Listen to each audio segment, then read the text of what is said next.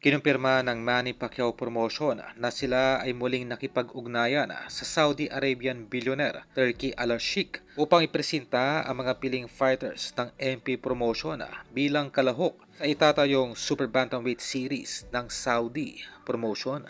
At ito ay magkakaroon ng open visa para sa mga piling fighters na lalahok sa nasabing torneo. Ito ay ang tugon ng bilyonaryong si Al-Sheikh upang maging competitive ang lower division, partikular sa division nitong si Naoya Inoue. Para sa paparating na pagdayo ngayong taon ng nasabing The Monster sa bansang Saudi Arabia.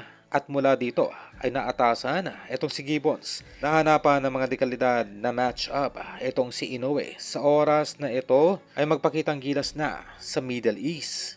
Sa madaling salita, ito ay magsisilbi ring isang oportunidad o pagkakataon para sa ating pambatong si Cuadro Alas na makahanggang ngayon ay naharap pa rin sa mga kaliwat kanang hamon patungkol sa paghahanap ng promoters.